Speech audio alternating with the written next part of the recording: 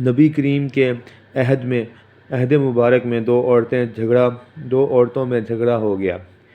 ان میں سے ایک حضرت انس بن نضر رضی اللہ تعالیٰ عنہ کی ہمشیرہ ربیہ بن نضر تھیں، جنہوں نے دوسری عورت کا دانت توڑ دیا تھا۔ جب مقدمہ بارگاہ نبوت میں پیش ہوا تو آپ نے فرمایا، القصاص، کتاب اللہ کا فیصلہ کے مطابق دانت کے بدلے دانت ہی توڑا جائے گا۔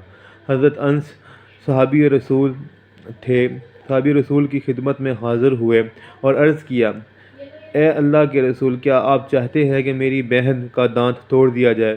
رسول اللہ صلی اللہ علیہ وآلہ وسلم نے فرمایا، ہاں، کتاب اللہ کا یہی فیصلہ ہے۔ حضرت انس نے عرض کیا، اللہ کی قسم، میری ہمشیرہ کا دانت نہیں ٹوٹے گا۔ آخر یہ قسم کیسی تھی؟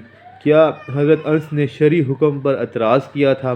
کیا نبی کریم صلی اللہ علیہ وآلہ وسلم کا فیصلہ قبول نہ تھا؟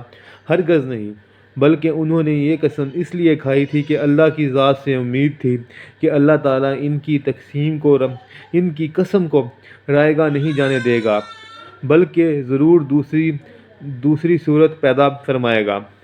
وہ اپنے رب العالمین سے دعا کر رہے تھے، چنانچہ جب حضرت انس نے قسم کھا لی تو رسول کریم نے فرمایا، اس زخمی عورت کے گھر والوں کے پاس جاؤ، اگر وہ لوگ تاوان پر راضی ہو جائیں تو پھر کوئی حرج نہیں۔ لوگ اس زخمی عورت کے گھر والوں کے پاس گئے۔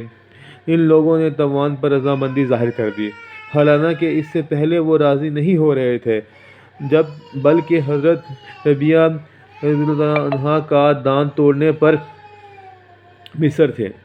رسول صلی اللہ علیہ وآلہ وسلم کے چہرے مبارک پر مسکراہٹ چھا گئی۔